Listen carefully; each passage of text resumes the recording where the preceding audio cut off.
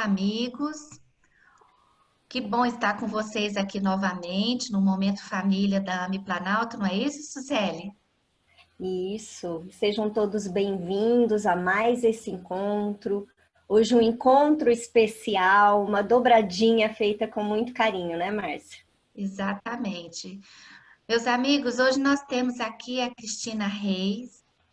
A Cristina mora em Londres atualmente, já há 5 anos. E vamos falar um pouquinho das atividades da Cris, para a gente conhecer essa criatura maravilhosa, que antes de tudo é uma grande amiga, viu, Cris? Sinta-se abraçada por todos nós da AME Planalto, aqui do Momento Família. Mas a Cris, ela é pedagoga, psicopedagoga, é palestrante, ativista, como diz ela, mãe atípica. Ela escreve há 14 anos o blog Mundo da Mi e ela é membro fundadora do Instituto Autismo e Vida e mora em Londres há 5 anos. Mas acho que antes de tudo isso, né, Cris, é mãe da Milena, que Sou. é uma menina muito linda, já mocinha, indo pro college agora, a partir de hoje, né? E a gente fica muito feliz, Cris, em te receber aqui, com muita alegria que a gente vai conversar sobre a experiência de uma mãe no mundo dos autistas. Então, seja muito bem-vinda ao nosso encontro e gostaria que você deixasse uma palavra para os nossos amigos aqui de início para a gente começar esse bate-papo. Oi, todo mundo. Primeiríssimo lugar, quero expressar minha gratidão por ter esse espaço, por ter essa oportunidade de dar voz e representar, né, mães de pessoas do transtorno do espectro do autismo. É um lugar de muita responsabilidade, porque é um lugar que representa uma diversidade muito grande, mas também é um lugar que precisa ser ocupado, né? É uma voz que precisa ser ouvida. Como nós temos uma grande parte da população recebendo cada vez mais o diagnóstico do autismo, nós vamos ter que conviver em algum momento das nossas vidas com alguém que tem essa síndrome. Então, eu fico muito feliz de poder ter esse espaço de voz, de representatividade. Espero fazer jus e muito bom ser recebida com tanto carinho. Eu espero realmente poder acrescentar alguma coisa ao conhecimento de vocês e que seja útil, né, na vida de alguém. Obrigada. Exatamente, Cris. E é muito interessante, né? Eu convivo também com muitas mães que têm os filhos autistas pela minha própria subespecialidade, né? E a gente vê que realmente é um mundo, não vou dizer à parte, mas é um mundo de alta complexidade, desde o diagnóstico até nessa experiência, nessa labuta da vida diária. Então, realmente, a gente fica assim, participando destes momentos. É claro que no meu ponto de trabalho, a gente verifica essas famílias mensalmente, mas o dia a dia, como diz o outro aqui no Brasil, o sal das 24 horas é completamente diferente, né, Cris? É, é, é diferente. E talvez tenha uma complexidade que foge, né, à imaginação ou ao conhecimento da maioria das pessoas. Eu jamais adivinharia o que uma pessoa com autismo passa antes de adentrar nesse mundo, antes de receber o diagnóstico lá atrás da minha filha. Nunca, jamais. Então, assim, é bom que as pessoas saibam, né? Porque como é uma síndrome que afeta basicamente, especialmente, essencialmente o comportamento, ela vai exigir um olhar compreensivo de todo mundo. Então, a gente costuma dizer, né, que no nosso meio, no nosso ativismo, que o que a gente mais precisa é de compreensão. Porque quando as pessoas entendem o que está acontecendo, elas vão julgar muito menos, vão acolher muito mais, e é tudo que a gente precisa. Então é isso, assim, falar um pouquinho do nosso dia a dia, talvez desperte nas pessoas mais empatia, né? Mais respeito, menos julgamento. Como se trata de comportamento, é muito fácil as pessoas rotularem e achar, será que não está faltando ali na educação? Será que essa pessoa não está sendo atrevida mesmo? Não está sendo rude de propósito, não é? Então, assim, vai ser muito interessante poder trazer para vocês um pouquinho desse lado de cá, dessa convivência, que é rica, mas ao mesmo tempo muito desafiadora. Então, vamos começar com a primeira pergunta desse nosso bate-papo, Cris. Você já me contou uma vez como é que você começou a desconfiar do diagnóstico da Milena, né, do autismo. E eu queria que você contasse, então, para as mães, os pais que estão nos assistindo, que este tema é um tema caro para eles também. Como é que foi a sua percepção do diagnóstico da Milena? Olha, primeiro assim, né? Não é porque aconteceu comigo que vai ser assim sempre para todo mundo. Cada pessoa vai passar por uma jornada diferente, mas conosco foi principalmente por conta do olhar. Como eu já sou mãe de 2 filhos, meus 2 filhos mais velhos, que moram no Brasil, né? São adultos atualmente, vieram bem antes da Milena. Minha filha mais nova, então, tinha 12 anos quando a Milena nasceu. E eu, irmã mais velha, já fazia pedagogia, eu tinha bastante experiência com desenvolvimento infantil. Eu percebi que ela era um bebê muito quieto, muito quietinho. No começo era lindo ver ela, por exemplo, tomar vacina sem chorar. A gente falava, uau, né? Ganhei na Mega Sena dos bebês. Né? Um bebê ótimo, que não dá trabalho, como dizem, né? Mas com o passar do tempo eu achei ela quietinha demais e já me chamou a atenção. E como nós tivemos uma neuropediatra, que começamos lá quando eu estava grávida ainda, eu comecei a procurar para conhecê-la e tal, e que estava comigo no momento do parto, enfim, e que a gente já tinha uma relação, né? Ela falou para mim, olha, se você está desconfiando, eu valido. E isso foi fantástico, porque o que a gente vê, os relatos, né? E eu, como tenho uma experiência, né, de lidar com famílias, os relatos são de que nessas visitas ao pediatra, geralmente os profissionais vão dizer que cada criança tem seu tempo, não se preocupa agora, está muito cedo, não, toda criança é assim, aquela coisa. Mas no meu caso, ainda mais 17 anos atrás, né, que a minha filha atualmente tem 17 anos. Então, assim, ela falou, não, eu estou validando essa desconfiança, vamos procurar saber. Só que 4 meses de idade ainda é muito pouco, Cris. Não tem marcos do desenvolvimento suficiente para a gente checar. Vamos esperar mais um pouco. E foram os 4 meses mais difíceis da minha vida, porque foi com 8 meses que ela fez a primeira avaliação na neuropsiquiatra. E aí já apresentou um atraso global do desenvolvimento, e ali a gente já começou as intervenções. Então, assim, foi o olhar dela. Praticamente ela não olhava quando estava mamando, ela não tinha um olhar de troca, ela só prestava atenção na gente se a gente sacudia, se a gente brincava, alguma coisa que mexesse com o sensorial dela, né? Que hoje a gente sabe que é tão importante. Então, quando tinha algum movimento, alguma pressão, aí ela olhava, ela interagia mais. Mas fora isso, a gente podia deixar ela no berço, ela ficava horas.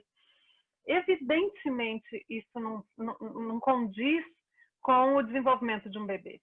Então, a gente pensou, não, alguma coisa está errada. A gente acordava à noite, por exemplo, ela estava sozinha no berço, sem chorar. E a gente dizia, não, isso não está certo, isso tem alguma coisa aí. Então, foi isso que me chamou a atenção e foi isso que me levou a procurar os médicos. O primeiro diagnóstico, então, de atraso global do desenvolvimento veio logo, mas o de autismo foi muito difícil, porque ninguém queria me dar o rótulo final. Eles me davam esse transtorno invasivo do desenvolvimento, que englobava a síndrome de Rett na época, englobava transtorno degenerativo, um tanto de outros rótulos, né? E eu queria saber o que, dentro do transtorno invasivo do desenvolvimento, qual deles que ela tinha. E eu só consegui quando ela tinha 3 anos e 10 meses, quando ela foi submetida a uma avaliação multidisciplinar na Universidade Mackenzie, com a equipe do Dr. Salomão Schwartzman. A gente fez uma inscrição nesse programa, que é um programa gratuito, não sei se existe ainda, e ela foi avaliada por vários profissionais. E cada um dos testes que ela foi avaliada, ela pontuava num nível diferente, para mostrar, né, a complexidade mesmo desse transtorno. E na época, como ela era ainda muito pequenininha, ela foi diagnosticada com o autismo leve, ou na época a gente chamava de autismo atípico. Mas hoje em dia, como ela tem mais condições de ser avaliada pelo nível de competência dela perante a vida, a gente sabe que ela tem um autismo moderado. Não é que ela regrediu, mas é que a gente tem mais instrumentos hoje para avaliar qual que é a competência e qual que é o nível de apoio que ela precisa, que é assim que se faz o diagnóstico de grau de autismo, né? Então, como hoje ela precisa de uma supervisão e de um acompanhamento para tudo que ela vai fazer, ela tem esse grau moderado de autismo. Eu acho que sim, sabe? Num resumo seria isso. Ô, Cris, e assim, que nem você falou, que até o fechamento do diagnóstico tinha essa busca, né? Essa necessidade, até essa apreensão, né? Diz para mim, depois desse fechamento, porque você já estava estudando pedagogia, você já tinha uma visão, né? Já tinha uma noção, né? Foi melhor assim para você? E como que foi, assim, dentro da sua família, a questão da aceitação? O período de busca, por ser uma coisa cultural nossa brasileira, ouvia muito essa coisa assim, não, tá tudo bem, imagina, toda criança é assim, não, tira isso do seu coração, vai ficar tudo bem. As pessoas mais distantes falavam para mim assim, não, é uma questão de fé, se você tiver fé em Deus, isso vai passar. Coloca nos ombros da gente, né? Ou seja, confirmou o diagnóstico, a falha minha, eu que não tive muita fé.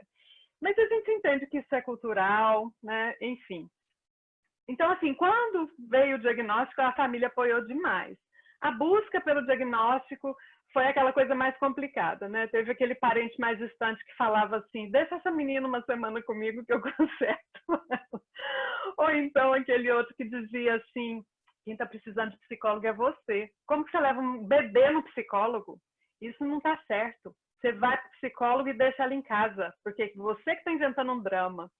Então, assim, né? Mas, assim, os parentes mais próximos, meus irmãos, minha mãe, né? As pessoas mais próximas mesmo que estavam com a gente, apoiaram e, não, vai, né? Procura, vamos nos informar, assim. Mas eu acho que foi muito solitário, né? Foi muito solitário, porque mesmo que as pessoas não saibam, né?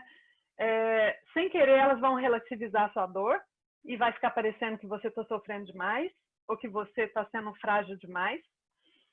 E outra coisa, se eu mostrasse fragilidade demais, os profissionais recuavam na informação, eles não eram tão sinceros comigo, então eu tinha que mostrar que eu era forte para poder dar conta das verdades que eles queriam me dizer. Eu percebi isso logo cedo. E eu chorava no banheiro, chorava à noite para ninguém ver. Então, assim, foi um período de muita dor, porque desconfiar de que seja algo até você ter certeza do que é e falar, não, então é isso? Então deixa eu pesquisar, deixa eu estudar, deixa eu ver o que eu posso fazer, vamos batalhar. Porque quando você está na batalha, sabe, isso te motiva, isso, não sei, foca a sua atenção. Agora, quando você não sabe direito, você fica totalmente perdida. E uma das profissionais que trabalhou comigo, com diagnóstico, ela é muito querida, é uma pessoa espírita, uma pessoa que eu admiro, a gente continua, vez ou outra ela me chama para uma palestra, eu a admiro demais. Mas ela me disse, depois de umas 10 consultas, ela disse assim, não, mas eu sabia que era autismo. E eu disse, se você sabia, por que você não me falou? Ela falou, porque um diagnóstico desse pode arrasar com uma família. Eu falei, mas não com a minha. Eu precisava tanto ter ouvido, eu precisava tanto ter dado nome para essa coisa. E, para mim, é ao contrário. Ao invés de me dar um peso, me levou o peso. Porque eu disse, então tá, é autismo? Então tá, agora tá claro. Então, assim, dos 8 meses de idade até os 3 anos e 10 meses, quando eu finalmente tive um laudo assinado de autismo, foi uma bagunça, porque como a gente mudou muito de cidade pela profissão do meu marido, onde eu ia num profissional. Eu tinha que ir num profissional, até para saber o que eu tinha que fazer, se ela tinha que ser medicada e tal. E aí, quando a gente foi para o Rio, a gente consultou uma das maiores profissionais que tem livro escrito e tal. E assim, não é culpando a profissional. Aconteceu, como pode acontecer com qualquer profissional. Ela deu um diagnóstico errado. Ela disse que a Milena não tinha autismo e que ela tinha só um transtorno de linguagem. E naquela época eu saí assim nas nuvens do consultório. Eu falei assim, e ela usou só. Ela falou só um transtorno de linguagem. Eu falei, bom, então é bom, né? E eu lembro assim que logo em seguida a gente foi numa fono e a fono falou para mim assim, devagar com a dor. Quem tem disfunção específica de linguagem não tem tanta estereotipia e não tem as manias que a sua filha tem. Eu sou só uma fono, mas eu tenho 30 anos de experiência, eu posso te dizer que tem mais coisa aí. E aí eu ficava perdida. Eu falava, meu Deus do céu, quando que isso vai acabar? E por mais que eu queira dizer que isso é uma coisa do passado, infelizmente ainda não é. Muita gente ainda passa por o que os pais chamam de via crucis do diagnóstico, que é você ir num profissional e outro, e você raramente ter o laudo assinado. Mas foi uma batalha, mas também quando eu olho para trás eu digo, bom, essa foi a nossa história, foi o jeito dessa história ser construída. Eu olho para trás sem mágoa nenhuma, de verdade, sabe? Até porque eu nunca parei, não fiquei esperando o diagnóstico para poder agir, sabe? Eu não fiquei esperando o laudo. Que o diagnóstico tirou um peso muito grande, isso eu não tenho dúvida nenhuma. Mas, assim, ele nunca foi um limitador. É interessante, né, Cris? Porque na minha rotina com as mães que estão na via crucis do diagnóstico, né, é exatamente essa história. Até que alguém dá um clique, né, um profissional dessas multiterapias, né, que as mães percorrem, um TO, né, um terapeuta ocupacional, um fisioterapeuta, um fono, né? E realmente a gente vê que isso é rotineiro. Você está contando aí, eu estou vendo um monte de mãe ao longo do tempo me falando as mesmas coisas. E a Suzeli colocou uma coisa interessante, que é essa questão da aceitação da família, né? Eu não sei na sua experiência, mas nós aqui temos tido, essas mães têm tido muita dificuldade em ter o amparo familiar, porque ou é falta de fé, ou é falta de confiança em Deus, ou porque só pensa nisso, olha que o pensamento atrai, né? Como se fosse o autismo uma coisa mágica, né, Cris? E aí eu queria muito que você comentasse com a gente, desde esse período do diagnóstico, então estabelecido aos 3 anos e alguns meses, né? Quando você fechou o diagnóstico. E nessa época, a criança já está na escola, pelo menos aqui no Brasil, né? Ou está no período integral, porque os pais trabalham o dia todo, ou está meio período, porque os pais têm condições de olhar, a mãe, no caso, olhar um outro período. Como é que foi essa questão na relação da escola, com a professora, coordenadora de sala? Como é que foi, Cris? Quando foi assim, quando ela teve o diagnóstico lá com 8 meses de idade, o primeiro profissional que a gente viu foi uma fisioterapeuta, até antes da avaliação neurológica, porque aí ela teve o atraso motor cuidado. E aí, quando fomos na neuropediatra, na neuropsiquiatra, ela falou, olha, tem um profissional aqui na cidade que está trabalhando com diagnóstico precoce de autismo. Se você quiser olhar, conversar com ele e tal. E a gente foi nesse psicólogo. E foi muito bom, foi muito bom. E ele olhou a mim quando era pequenininha, assim, por uns 8 meses a gente ia semanalmente no consultório dele. E aí ele dizia o que a gente precisava prestar atenção. Por exemplo, quando ela estava fazendo estereotipia, que eu nem sabia o que era, né? Que são os movimentos motores que não têm função e que servem para regular, né, a entrada sensorial, né, o processamento sensorial dela. Ele falava assim, olha, fique sempre perto dela, quando ela começar com esses movimentos, tenta chamar a atenção dela, né?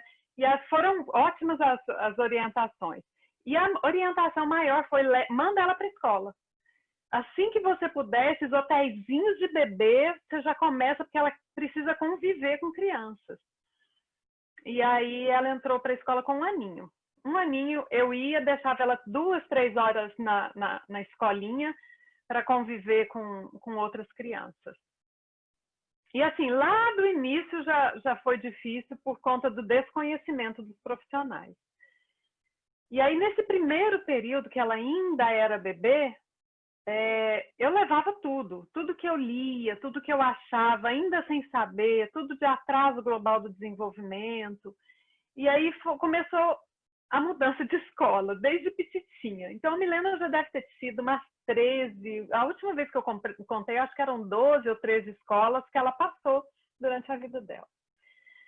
E teve situações bem ruins, assim, né, de depois eu descobri que ela estava sendo negligenciada, que ela estava sendo levada para o cantinho da escola. Teve situações de apresentação em escola que deixavam ela no cantinho do palco, no cantinhoinho, assim, do palco. Então, assim, teve muita história de dor, como que eu vou falar? A gente estava abrindo o caminho ali da inclusão, né? Teve muita recusa quando a gente mudava de cidade, que precisava procurar escola. Tinha recusa. A gente podia pagar, né, a escola, então a gente pagava a escola e a acompanhante. E a escola tratava a gente como se estivesse fazendo um favor. Mas teve 2 ou 3 escolas que foram fantásticas, que as pessoas compraram a causa mesmo com a gente e disseram não. Sabe, conta com a gente não sabe muito bem, mas o que a gente puder te ajudar, o que a gente puder contribuir, foi bem legal. Então, assim, sabe que é essa experiência que parece que você vê o melhor e o não bom das pessoas, mas esse não bom não é algo proposital, é algo que vem do desconhecimento, que vem da falta, né, da cultura mesmo de acessibilidade que não existe, ou pelo menos não existia, está sendo construída cada vez mais, graças a Deus. Então, foi assim, foi uma história rica, diversa quão diversa é o autismo. Ô, Cris, e me conta, como que foi essa iniciativa da criação do blog? Então, naquela época não tinha essa coisa assim de blog, do jeito que tem hoje em dia, que é tão conhecido, né? A internet estava engatinhando ainda, mas eu conheci uma pessoa que tinha um blog, que falava de autismo. Eu achei tão bonitinho, né? Ela tá ali escrevendo como se fosse um diário. E eu falei assim, gente, eu vou fazer esse negócio. Eu vou fazer porque fica registrado e quem sabe, né? Porque quando eu fui procurar sobre autismo na internet, eu achei as piores experiências possíveis. E aí eu consegui fazer um link assim com pessoas incríveis. Foi tão bom, porque me colocou em contato com famílias, com outras pessoas que estavam passando por experiências iguais à minha. E eu persisti, assim, ao longo dessa carreira de blogueira, se eu posso dizer assim, se eu posso me considerar assim, porque eu nem caibo no padrão de blogueira, né? Mas, enfim, de escritora de blog, eu diria melhor. Ao longo desse período, eu conheci gente tão incrível, tão fantástica. Tem histórias lindas. Eu precisava escrever um dia sobre as histórias lindas que vieram do blog. Porque, assim, pessoas que diziam, nossa, eu digitei algumas coisas da minha filha ou do meu filho e caiu no seu blog. E eu tô vendo que meu filho pode ter autismo. Será que é? Nossa, deixa eu correr atrás. E depois vinha, nossa, foi graças, né, ao que eu li no seu blog que eu consegui. Então, assim, foi bem interessante. E aí eu vi muitos blogs surgirem e irem embora, e a gente persistiu. E até hoje pessoas dizem, Cris, faz muito sentido quando eu leio as coisas que você escreve, porque eu converso com profissionais.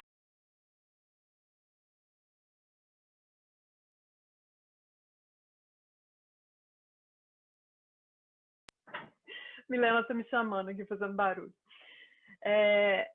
Então, assim, a gente procura o profissional e muitas vezes, por melhor que seja o profissional, ele está olhando do lado do profissional.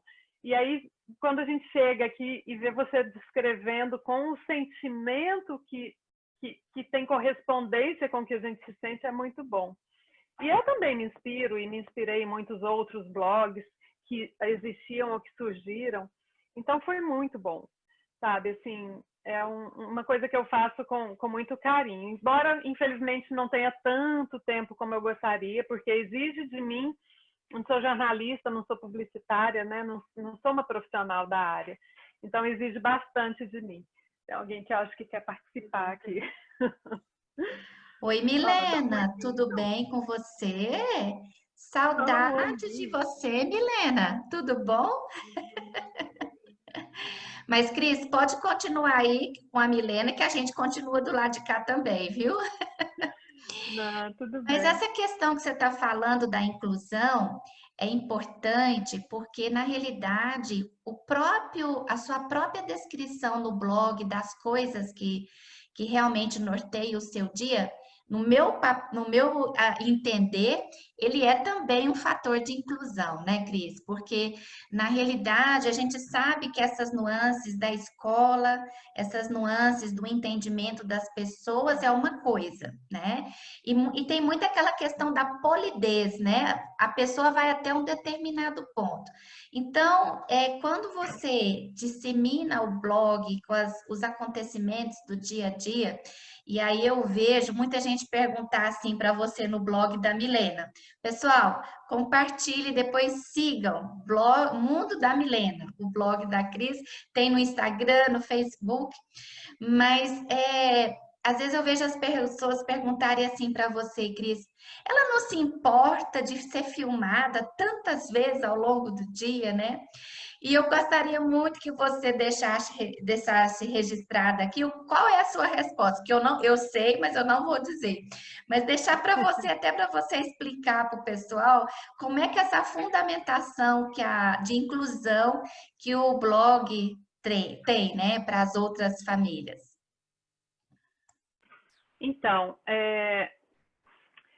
tudo o que acontece no mundo, desde sempre, eu falo para a Milena, e tudo o que acontece com a Milena, eu falo para ela mesma, porque eu preciso ensinar para ela que ela está com frio, que ela está com fome, que ela está ansiosa, que ela está triste.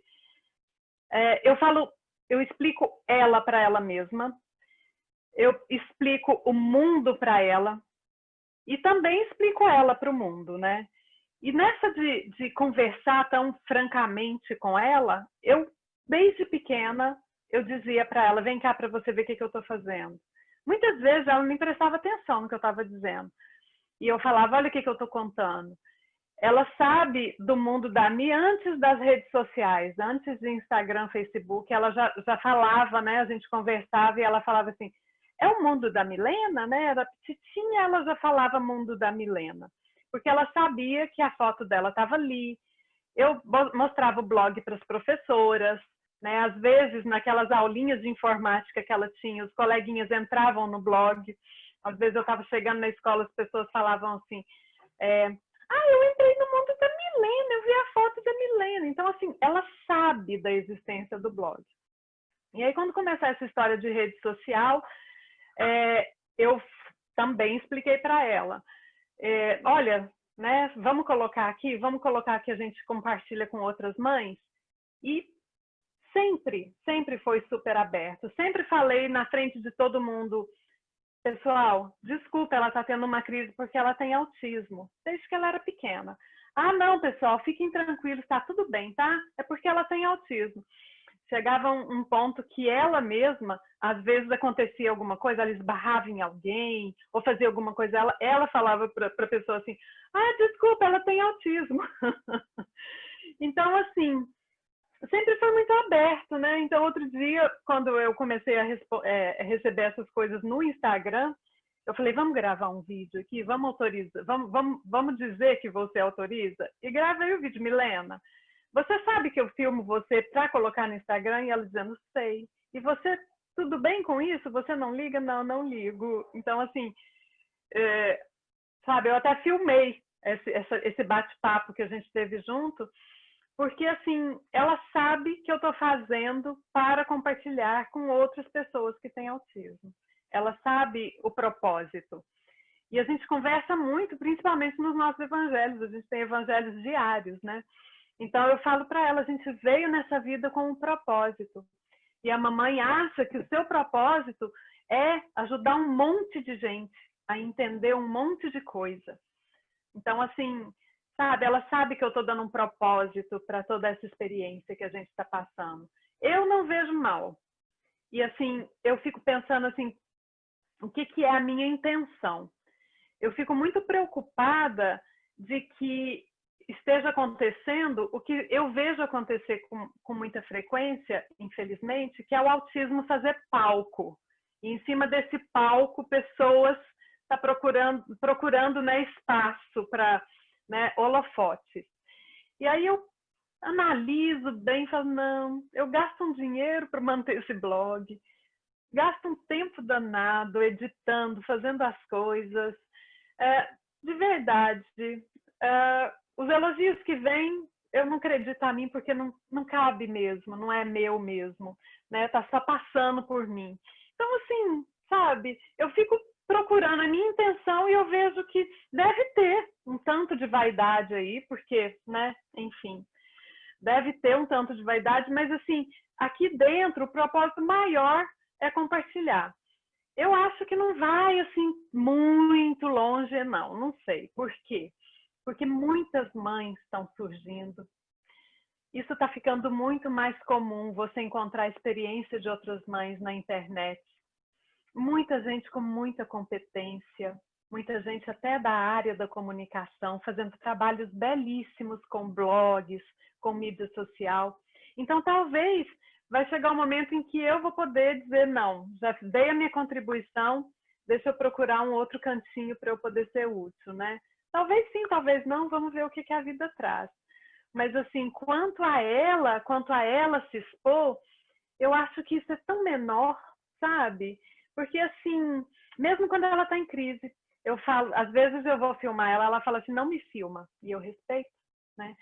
Ou às vezes ela está em crise, ela está chorando, eu falo assim, minha filha, agora que você está mais calma, eu posso filmar? Porque muita gente vai aprender com isso. Ela pode, ela fala assim, né, tá triste e tal, e ela autoriza. Eu acho lindo, porque isso fere a vaidade dela. Aí eu sempre coloco uma película, ou eu coloco a imagem dela chorando menorzinha, para não expor demais. E lógico, nos momentos de crise mesmo, onde ela está realmente transtornada, evidentemente eu não tenho nem cabeça para filmar. Mas quando a coisa já está passando, porque assim, uma crise pode durar 4, 5 horas, né? Aí quando está passando, quando a gente já está assim, tranquila, eu falo, posso filmar? Posso contar para as pessoas o que está acontecendo? E ela autoriza. Então eu acho, de um desprendimento, eu acho muito lindo. As pessoas podem pensar assim, será que ela tem percepção? Tem. Pode ter certeza que tem. As pessoas acham que a pessoa com autismo, por se comportar de uma forma diferente, ela não está percebendo. Hoje eu recebi uma mensagem de uma mãe dizendo assim, eu separei do meu marido, estou num novo relacionamento. Eu achava que a minha filha não entendia nada do que estava acontecendo, porque ela tem 6 anos de idade e ela parece que está no mundo dela. Mas hoje eu estou começando a acreditar que ela consegue sim entender o que está acontecendo. Eu disse, minha amiga, a sua filha está entendendo tudo o que está acontecendo. Ela pode não estar te respondendo no padrão, mas a entrada da informação está tranquila. Então, às vezes você vê um autista ali, isso eu posso te falar porque eu tenho muitos amigos autistas. Então, assim, às vezes ele está ali numa estereotipia, ele está ali num balanço, ele está ali, sabe? E ele está percebendo tudo que está em volta, sabe? Ele está ali se regulando, se comportando de um jeito que faz parecer que ele está ausente, que ele está alheio, mas ele não está. E eles dão voz, né? Através de aplicativos, através de instrumentos que falam, quando eles acham essa voz, eles mostram que eles estão ali, que eles entendem, têm ideias muito coerentes, sabe? São muito perceptíveis. Então, assim, eu tenho certeza que a Milena sabe exatamente o que ela está autorizando. E pelo bem que eu acho, né, que traz, eu pago o preço. Porque se eu estiver errada, isso vai vir como consequência para mim alguma hora, não vai? Eu estou pagando, sabe? Olha, se eu estiver cometendo um erro, tudo bem que seja lá debitado na minha conta, mas o retorno que eu recebo, ele é tão emocionante. Às vezes tem mensagens que eu falo, gente, olha isso, que pérola. Então são relatos belíssimos, sabe? De gente que mudou o jeito de enxergar a relação com o filho, mudou o jeito de ver o filho. Ou, assim, não foi só por minha causa, né? Ou, né, por causa do trabalho que eu faço. Mas se eu pude contribuir com isso, né? Não sei. Eu não sei. Eu não vou te dar certeza, não, mas eu acho que a gente está fazendo algo que é bom. Ô, Cris, e você falou assim, até agorinha mesmo, desses depoimentos. Então, é importante esse retorno que você recebe do pessoal te falando, né? O quanto isso contribuiu. Então, acho que a gente vê cada vez mais realmente a necessidade do entendimento. Porque, às vezes, eu vejo algumas pessoas se distanciarem, né? Preferir não dar opinião, ou preferir não ter contato, né? Eu não sei se isso pode ter uma certa relação com a parte da discriminação, do preconceito, ou até mesmo por não entender, por não saber, por não conviver. Só que às vezes, ao invés de tentar a convivência e o aprendizado, o entendimento, às vezes prefere se distanciar. Então, eu acho que esse tipo de atitude traz aquela coisa assim, chega mais perto, presta atenção, né? É isso que você vê também? É difícil ainda levar esse entendimento para as pessoas, fazerem a pessoa entender um pouco mais o que é o autismo?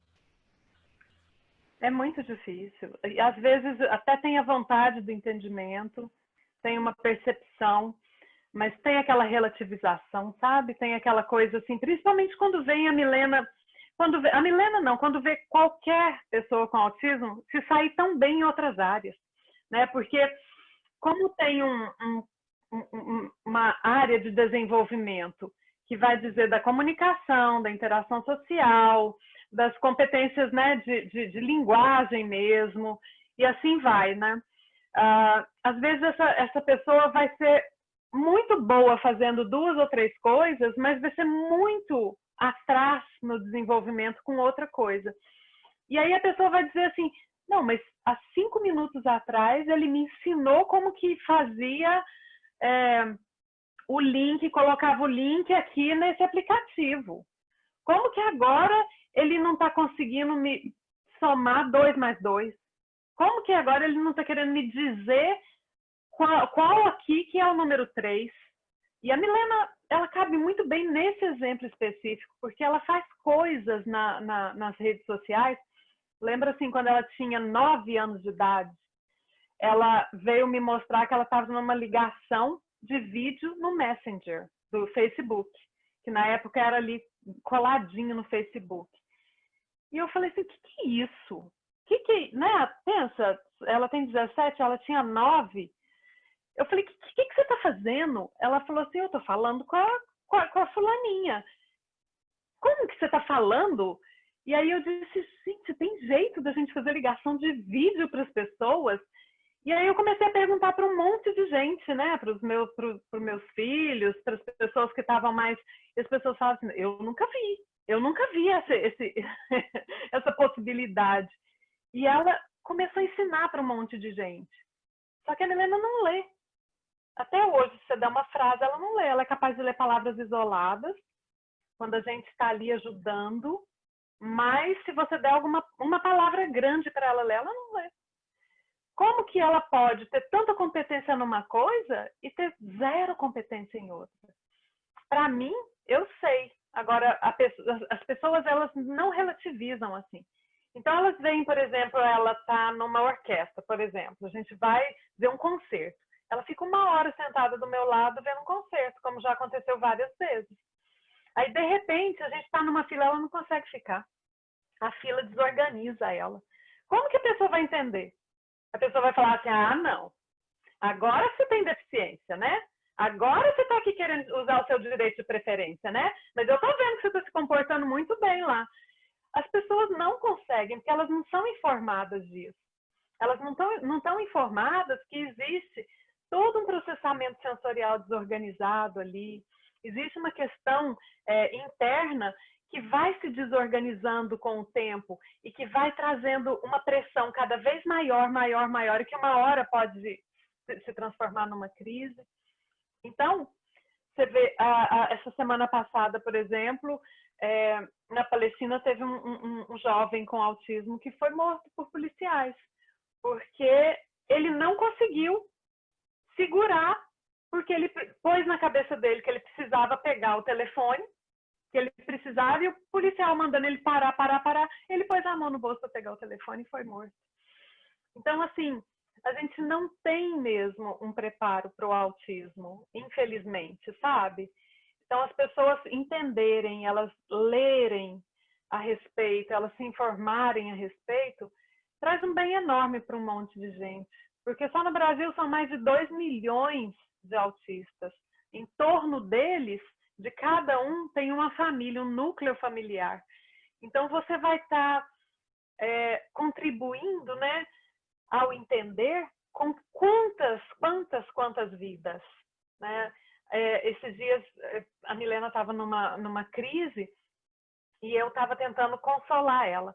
Passou do meu lado uma senhora e a única coisa que ela fez para mim, ela parou, olhou bem para mim, na hora que eu olhei para ela, ela deu um sorriso e foi embora. Você não tem ideia do que foi aquele sorriso, porque eu estava tão, sabe, ali agoniada, constrangida, e de repente vem aquela pessoa e me dá aquele olhar de compreensão. Vai chegar um dia em que as pessoas vão entender, vão saber e vão ter mais olhares e sorrisos compreensivos. Eu tenho certeza que esse dia vai chegar. E isso vai fazer diferença na vida de muita gente. Mas isso é importante, Cris, você falar mesmo, porque assim, a gente observa, né, o quão impactante é o diagnóstico, o dia a dia, a rotina, para aquelas famílias que têm condições de ter o conhecimento, a equipe multiprofissional, né, aquele carinho, a compreensão daqueles que lidam com os nossos filhos autistas, né? Mas principalmente a equipe que circunda tudo isso. E diferente, pelo menos aqui no Brasil, eu não sei aí em Londres, mas aqui no Brasil, às vezes, você vai ter esse perfil dos autistas, você vê os 2 milhões de autistas espalhados aí, você vai ver famílias que não têm nenhum conhecimento. E eu ainda recebo no consultório aquele padrão antigo de que a criança chega, entra debaixo da maca e por lá fica. E a mãe senta e conversa comigo como se nada tivesse acontecendo. E aí você vê entrar um cuidador que vai tentar tirar ele ali de baixo para poder ser examinado. E às vezes os pais têm a própria dificuldade interna de aceitação do diagnóstico, a dificuldade pessoal de lidar com isso, né? Então, assim, a gente vê esses núcleos realmente sendo impactados de uma forma ou de outra nessa questão do autismo. Aqui no Brasil, a gente sabe que tem uma dificuldade, né, na questão, seja na rede pública ou na rede particular do diagnóstico, da equipe multiprofissional, etc e tal. Porém, eu vejo muito no blog da Milena uma coisa muito legal, o encontro das amigas autistas, a famosa Lola, não é isso? Então, assim, eu queria que você relatasse para os nossos amigos que estão nos assistindo, que com certeza as mães e os pais de autistas também passam por essa impactação e passa por essa convivência dos afins, ou seja, casais que tenham o mesmo perfil de amizade entre eles com os seus filhos autistas na escola, né? Então, queria que você relatasse para nós qual é a sua experiência dessa convivência no mundo dessas famílias e se há aí onde você está essa disparidade como a gente vê aqui também no Brasil. Por que eu pergunto se há essa disparidade? Porque a gente sabe que em qualquer lugar do mundo o modus operandi com o autista ele varia de acordo com a cultura, né? Então, eu queria que você colocasse para a gente essa questão, como é que você visualiza isso e o quanto você tem incentivado esse afinidade familiar para com os pais de autistas? Quando a gente começou nessa jornada, lá no Rio de Janeiro ainda, que foi quando veio esse diagnóstico de autismo, eu participei de uma associação lá no Rio, que chama Associação de Pais Mão Amiga. E aí meu marido foi transferido para Uberlândia, que é a minha cidade de Natal.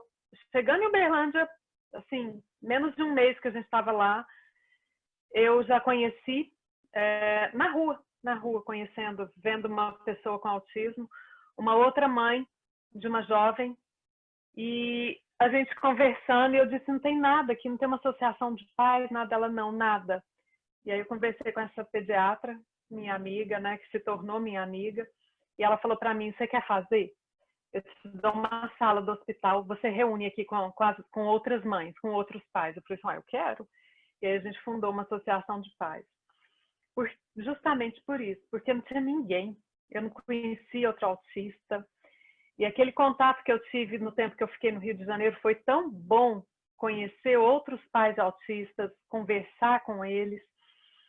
E aí essa convivência veio porque assim, a família inteira é autista, né? Não é só a pessoa com autismo. E aí a gente acaba não sendo tão convidado quanto a gente era para os lugares. Ou então a gente não quer ir porque chega lá a criança, principalmente quando é menor, não para. Ou então vai fazer uma coisa inadequada. Você sabe que você vai ter que lidar com aquela tensão de se a criança vai, né, fazer algo que não vai ser legal. Tanta coisa, tanta coisa. Não é assim, eu não tenho vergonha do meu filho. Não, não, é só cansaço mesmo. Sabe? De saber que você vai ter que correr atrás, que você vai ter que entrar na mesa debaixo da mesa com ele, principalmente no começo. E aí, quando você encontra outros pais que sabem, né, que não vão te olhar julgando, é muito bom. E aí depois eu fui para Porto Alegre, a mesma coisa, né? Fundamos lá uma associação de pais, que é o Instituto Autismo e Vida de lá, para conviver com outras pessoas. Por quê? Porque na escola a Milena era a única incluída.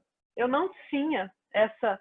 E toda vez que a gente ia conversar com alguém, vinha essa história assim, mas toda criança é assim, sabe? Você falava assim, nossa, minha filha tem uma semana que ela não dorme.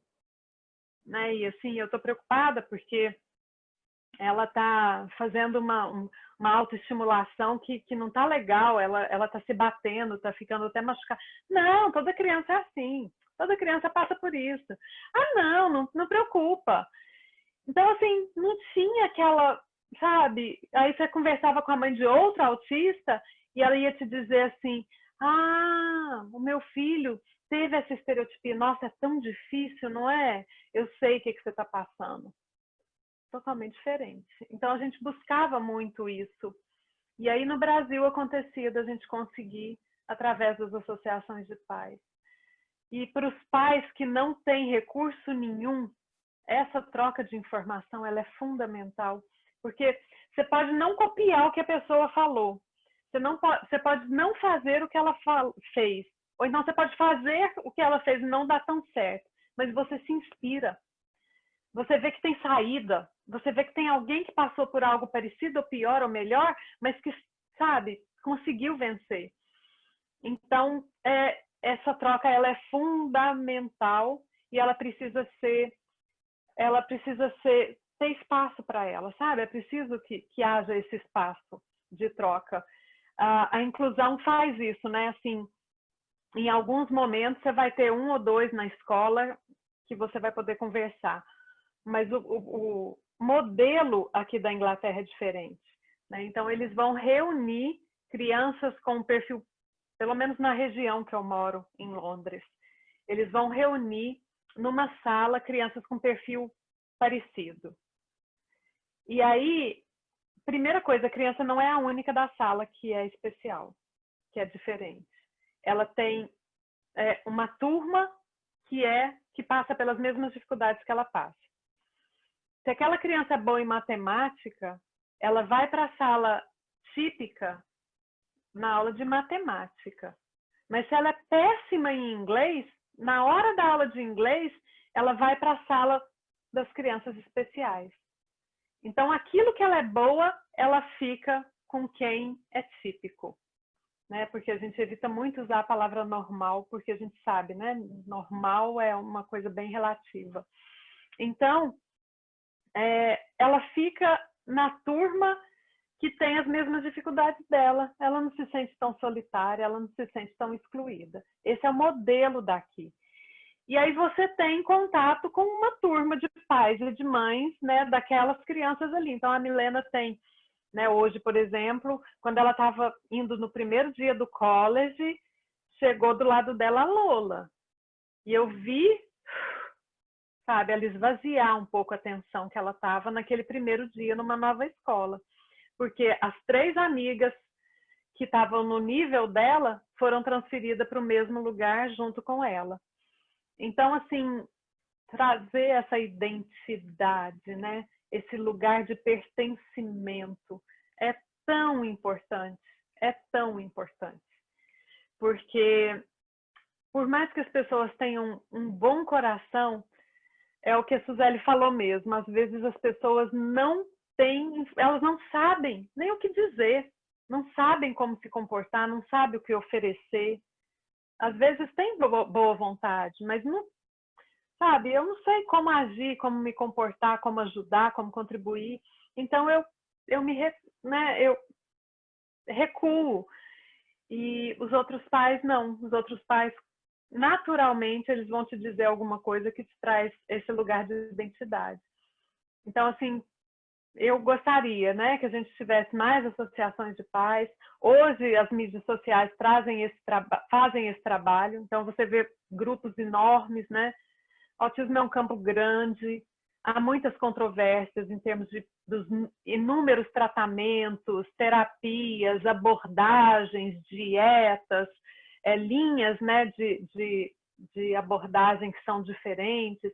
Então, assim, ao mesmo tempo que você vai ter ali uma ou outra discussão, um desacordo, mas você também vai achar muita identidade. E isso é muito, muito importante. Eu não sei se eu respondi. O que você queria saber? Excelente, Cris. Era isso mesmo que eu estava pensando, né? Porque na realidade é bom a gente colocar esses universos em paralelo, né? Porque às vezes as famílias não sabem como lidar, não tem uma orientação, e às vezes não é, como a Suzeli falou e você completou aí, não é nem por maldade, é por ignorância ou conhecimento, né? Então, acho que isso não só nos países aqui como o Brasil, esses países que economicamente estão um pouco aquém, né? É o que o pessoal chama de terceiro mundo, né? Ou país em desenvolvimento, mas também em qualquer lugar do mundo. Na realidade, essa diversidade, ela é participativa. Então, é só uma experiência somada com a outra e você consegue, na realidade, mobilizar situações e pessoas e circunstâncias para melhorar para todo mundo, né? Mas respondeu super bem, era isso mesmo. E agora eu queria fazer uma pergunta para você, Cris. Você comentou que você faz o evangelho diariamente, né? Como que acontece isso? Como é a sua experiência com o evangelho? Quais as vantagens que você vê fazendo o evangelho? Conta pra gente. Então, assim, o evangelho no lar está na nossa vida desde sempre, né? Desde que eu e meu marido estamos casados. Só que ele era semanal. E aí a Milena passou há um tempo atrás por um período muito difícil. Quando começou a adolescência, ela começou a ter um nível de ansiedade que ela não conseguia lidar. E ela teve muitas ânsias de vômito. Ela teve uma coisa que chama síndrome do vômito cíclico, que vinha toda vez que ela ficava ansiosa. Ela não chegava a vomitar, mas ela ficava fazendo vômitos. E isso, assim, acordava à noite, ficava 2, 3, 4 horas nesse processo. Às vezes não ia para a escola de tão mal que ela estava. E eu procurei, né, fui no Brasil, procurei os médicos daí, procurei os médicos daqui. Tem uma dificuldade enorme porque ela não aceita ser tocada. Então a gente tentou fazer uma endoscopia. Mesmo com todo um atendimento profissional especializado, a gente não conseguiu. Então, assim, a gente, né, as famílias passam por coisas que, assim, as pessoas não imaginam, não imaginam. Tem coisas, assim, que a gente vive que... E, assim, esse foi um período de quase 2 anos de muita dor. E aí foi Márcia que trouxe, né, pra gente o Dr. Fernando e a equipe dele. E aí eles orientaram pra gente fazer o evangelho diariamente. E foi muito bom, né? A gente veio, né, com uma outra sequência de coisas que a gente fez, como a homeopatia, né? Como começamos a introduzir as caminhadas diárias. Ela teve o acesso a uma psicóloga aqui do governo que veio ajudar também com orientações. E aí melhorou muito. E aí ele orientou 1 mês de evangelho diário. Aí quando chegou no último dia eu falei, né, olha, então hoje a gente volta para o nosso evangelho da quarta-feira. E a Milena falou, não, vamos fazer o evangelho. Você não vai fazer o evangelho hoje? Eu falei, não, a gente pode fazer agora de novo, uma vez por semana. Ela, não, vamos fazer o evangelho. Eu falei, então vamos fazer o evangelho. E assim, quando ela está perto, não parece que ela está prestando atenção, sabe? Ela está olhando para cima, mexendo em alguma coisa e tal, mas ela cobra. Outro dia eu fiz uma live e aí ficou muito tarde, meu marido veio para o quarto dormir e ela ficou lá na sala me acompanhando. Quando eu terminei a live, eu falei para ela, agora nós podemos dormir, minha filha. Vamos lá, ela já estava de pijama. Eu peguei e vim com ela no quarto dela. Então tá, filha, né? Boa noite. Ela, não, mas a gente não fez o evangelho. Eu falei, não, mas seu pai tá dormindo, já tá tarde, você não tá com sono? Não, vamos fazer o evangelho. Eu falo para vocês, tem umas coisas nela assim que você fala, nossa, né? Como assim? Essa disponibilidade dela para fazer... Eu não sei se eu posso colocar assim, porque eu não gosto muito de usar certo e errado, mas a disponibilidade dela para fazer o que é certo, sabe? Assim, por exemplo, se tem uma regra, tem que usar máscara no ônibus, por exemplo. Ela é isenta, né? O transporte de Londres me mandou um e-mail com um cartãozinho onde eu posso imprimir para dizer que ela, por ter autismo, não está isenta de usar máscara. E aí eu imprimi e falei para ela, você quer usar? Porque ela odeia máscara. Não. Então, assim, ela quer fazer o que determinou que é certo ou que é correto, ela quer fazer. Então, é muito legal, sabe? Eu falo assim, as pessoas dizem, nossa, Cris, você não sabe como você ajudou, por que isso? Eu falo, gente, esquece, tira a Cris e bota a Milena, porque é ela responsável, porque ela é fantástica. Ela ensina tanto pra gente. E assim, principalmente porque uma das coisas mais importantes que a gente aprendeu, eu fico até emocionada, é que para você educar uma pessoa, você tem que ser o que você fala. Você tem que agir.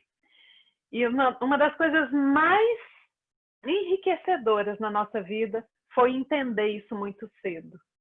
Foi lá atrás, quando ela tinha 4 anos de idade, ela chorou e a gente não entendia por que ela estava chorando. E depois a gente foi descobrir que é porque a gente estava comendo pipoca no sofá e a gente ensinou para ela que no sofá a gente não come. Sofá não é lugar de comer. Lugar de comer é na mesa. E ela não sabia falar naquela época e até a gente entender, ela conseguiu mostrar para a gente depois que a gente estava comendo pipoca no sofá, sabe? Então, assim, e aí a gente percebeu, meu Deus, e às vezes a gente se pegava fazendo alguma coisa e ela falava assim, isso é mentira, mãe? O que você está falando é mentira?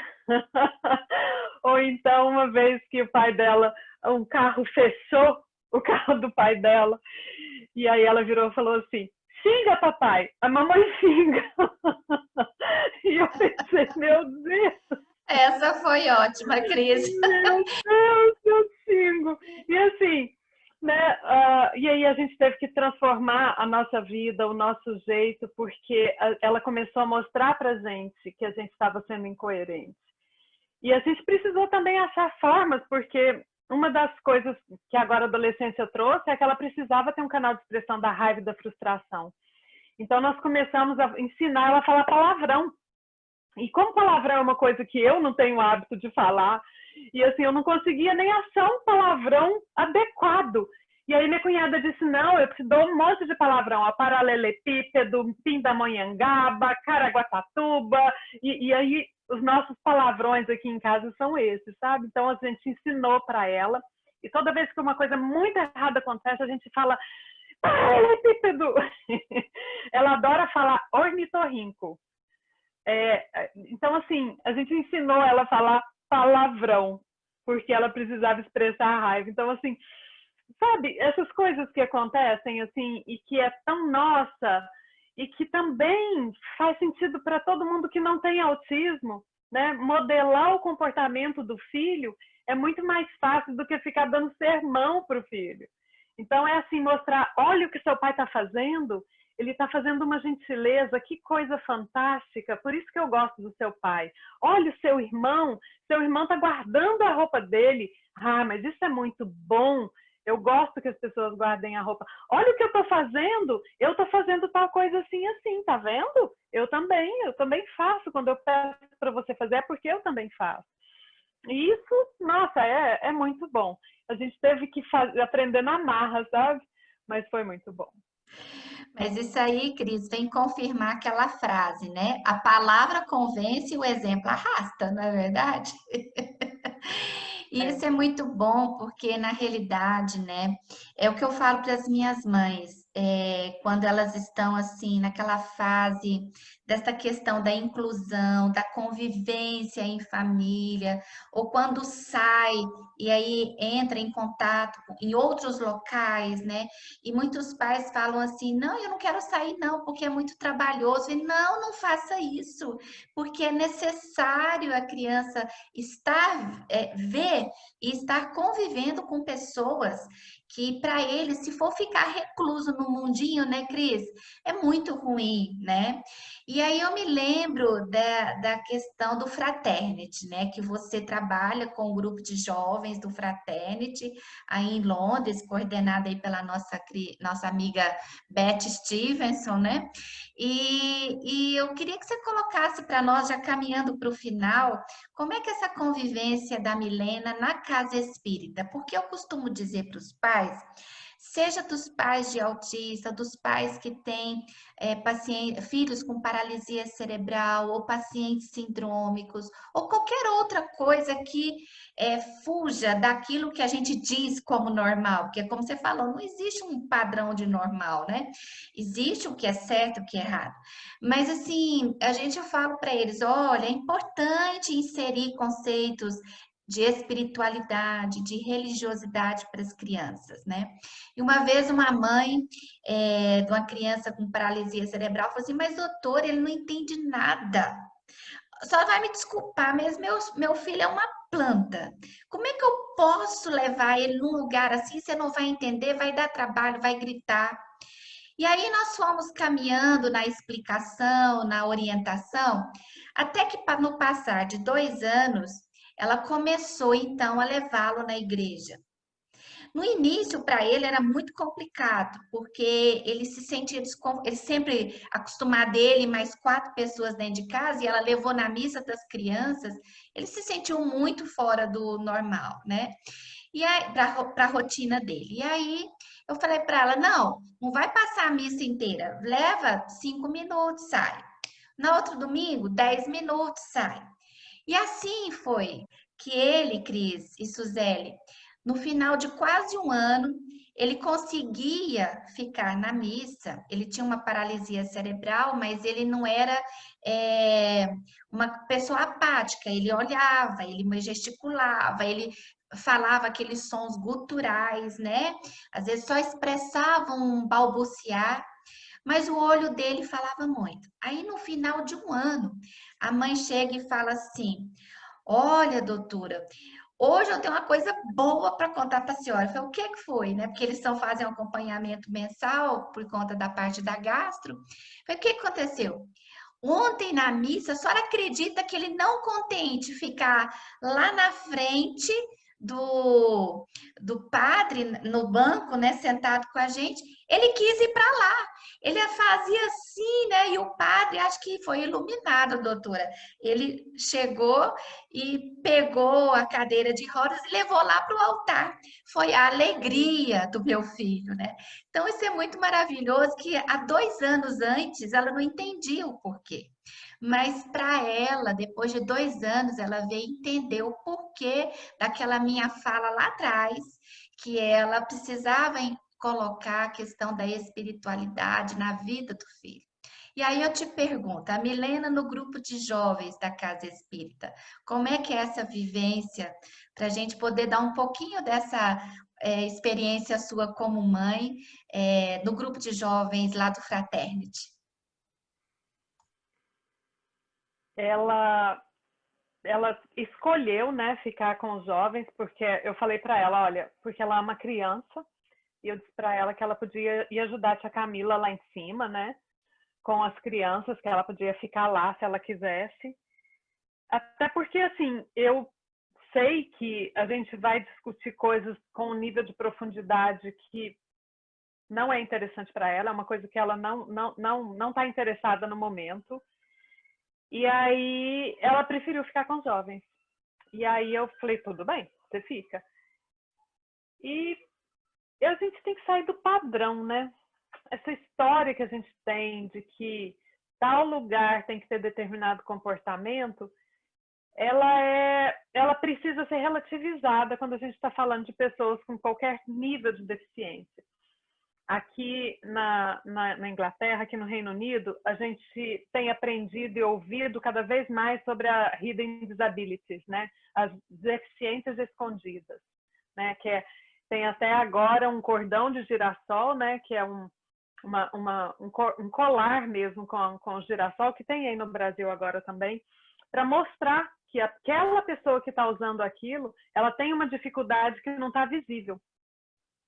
E aí a gente tem que entender que para essas pessoas a gente tem que relativizar as normas de conduta. Porque se a gente ficar esperando que todo mundo se comporte de um jeito, a gente vai excluir muita gente. Então, se num grupo de jovens você quer que todo mundo seja participativo, chegue ali, converse, brinque, quem é mais tímido e reservado vai se sentir constrangido, ao invés de ser acolhido, vai se afastar. Então, assim, você não tem que exigir participação, você não tem que exigir voz. Eu falo muito para os meus jovens, vocês não são obrigados a nada.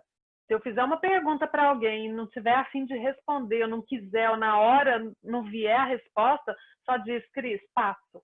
Cris, não quero agora responder. Tem que ter essa liberdade. Então, lá dentro do grupo de jovens, a gente não exige nada da Milena. A gente não exige que ela venha, que ela faça prece, que ela fica à vontade. Ah, Cris, mas isso é legal? Ela não tem que aprender a aceitar regras? Tem, é lógico que tem. Então, ela não vai, por exemplo, enquanto está todo mundo rezando, ela não vai poder gritar, certo? Se ela fizer isso uma vez, eu posso até aceitar na primeira vez, mas aí eu vou ensinando para ela que na hora da oração não é hora de gritar, ou não é hora de cantar, ou não é hora de respeitar. Eu vou conquistando ela para essa regra. Então, assim, em normas gerais, sim, ela tem que ter disciplina, mas ela não tem que ser obrigada a fazer aquilo que ela não está preparada ou não sente vontade. Então, assim, a participação dela, ela participa e ela quer participar. É isso que eu quero. Não quero mais nada. Porque estabelecer metas que sejam coerentes com o que a pessoa quer, não vou nem dizer que tem capacidade. Porque olhando para uma pessoa com paralisia cerebral, você não vai falar, ele tem capacidade para... Né? Você está tão enquadrado no seu normal que você não consegue entender que aquela pessoa tem sim. A gente chama de capacitismo, né? É você pressupor que aquela pessoa não é capaz porque ela tem uma deficiência. Né? Então, assim, a gente tem isso. Então, a gente não pode pressupor que alguém não tem competência para alguma coisa porque ela tem uma deficiência, porque ela tem uma dificuldade. E aí, eu sei que a Milena pode ser capaz de responder e de participar. Mas eu sei também que se eu ficar constrangendo ela a fazer isso, é de certa forma uma violência. Então ela tem a liberdade para ser quem ela é e estar ali junto com a gente. Eu tenho certeza que em termos espirituais ela está absorvendo aquele conteúdo. Eu tenho certeza, ela demonstra isso para a gente no dia a dia. E é tudo que eu quero. As pessoas que querem, por exemplo, ter um autista na sala de aula, um autista que tenha, por exemplo, hiperatividade, quer que ele sente na rodinha e fique ali, não vai dar certo. Né? Mas se ele estiver ali, brincando com brinquedo sensorial no canto, né? E todo mundo ali vai ali em volta dele e inclui ele de outras maneiras, é mais do que válido, né? É mais do que aceitável. E assim, lembrar, né, quem está autista é o corpo. O espírito não está autista. Né? É uma condição que está expressando algo que não é totalmente a realidade. Ele está percebendo, ele está absorvendo, ele está entendendo, mas quando chega a hora de comunicar, ele não comunica do jeito que a gente está acostumado. Mas ele está absorvendo. Tem uma série de livros, não, 2 livros, na verdade, de um autor que chama Naomi e... não, desculpa. Mas o nome do livro em português é O que me faz pular. Hirashida, eu acho que é a Naomi Hirashida. É um japonesinho que ele simplesmente não consegue parar quieto. Ele vem para um ambiente, ele não consegue conviver com as pessoas.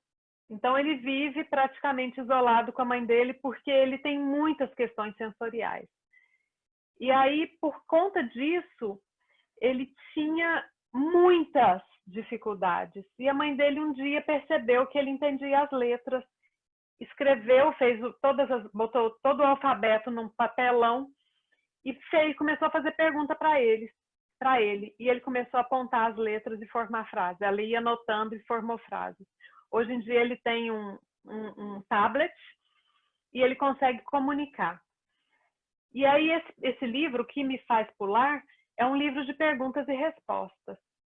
Você vê o vídeo do Naomi, que é uma pessoa totalmente comprometida e a impressão que você tem é que ele está totalmente alheio. E você vê as respostas que ele dá, você fala não.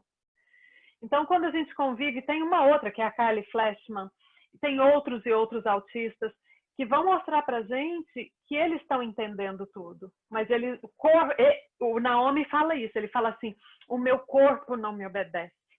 O meu corpo manda em mim. Ele é mais forte do que eu. Ele faz coisas que eu não quero fazer. Então, ele tem um espírito em luta, né? E aí, totalmente aberto a aprender o que está no ambiente. Talvez não a responder o que o ambiente exige, mas a aprender o que está no ambiente. Então, a evangelização é super, super importante.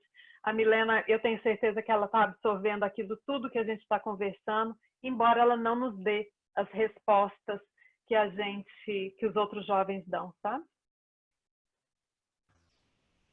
Isso. Não tem aquela história de que tudo que é bom lava. Nosso papo é tão gostoso, mas nós estamos chegando, infelizmente, ao final. Mas antes de nós concluirmos esse nosso bate-papo, eu queria te pedir uma mensagem que você pudesse estar falando para os outros pais, para as mães, para os pais, para os cuidadores, né? Envolvendo também os avós, a família, né? Que convive com o autismo. Eu queria que você trouxesse a sua mensagem para eles. Obrigada pelo carinho. Também gostei muito. Olha, eu acho que assim, não sei, vamos todo mundo abrir os nossos olhos e os nossos corações para saber que não só o autismo, mas qualquer transtorno do desenvolvimento pode significar uma mudança de vida para um monte de gente. Uma forma de perceber o mundo, o valor real das coisas, dentro de uma perspectiva muito diferente. Pode representar algumas perdas, mas com certeza pode também significar muitos ganhos.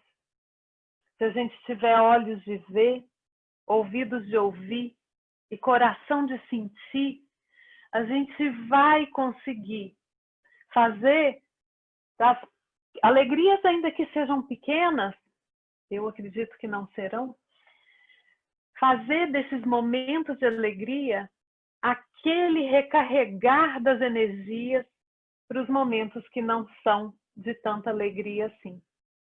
Lembrar que aqueles momentos mais difíceis não estão acontecendo por acaso. E que Deus é justo a cada segundo.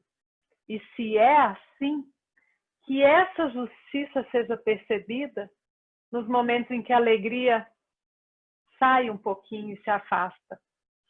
E a gente manter a certeza de que a alegria vai voltar. E a gente também pensar que nós, como cuidadores, como familiares, como pessoas que convivem com pessoas assim, precisamos pensar na gente também. Pensar que a gente, nem que seja os minutinhos de ida no banheiro para um banho mais demorado. Nem que seja acordar mais cedo ou for dormir mais tarde que todo mundo da casa e dizer, esse é o meu momento. E investir também um pouco em si mesmo, nesse se cuidar, né? Se incluir. Muitos pais se cobram, por que eu não sou um pai melhor para o meu filho com necessidade especial? E eu te digo, você é o pai que ele precisa, você é a mãe que essa pessoa precisa. E faça esse trabalho de se aceitar, porque quando a gente se aceita, a gente aceita esse filho. Quando a gente se ama, a gente também se capacita para amar.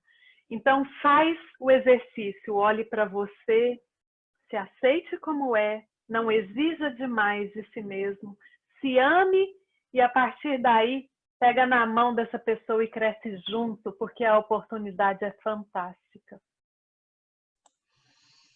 Muito bem, Cris. Essa é a Cris que eu conheço, gente. Essa mãezona da Milena, essa espírita que trabalha na casa espírita de uma forma fantástica, essa profissional que buscou e busca ainda todas as maneiras de poder modular de uma melhor maneira possível, dentro da realidade que ela vive, as situações do dia a dia, né, Cris?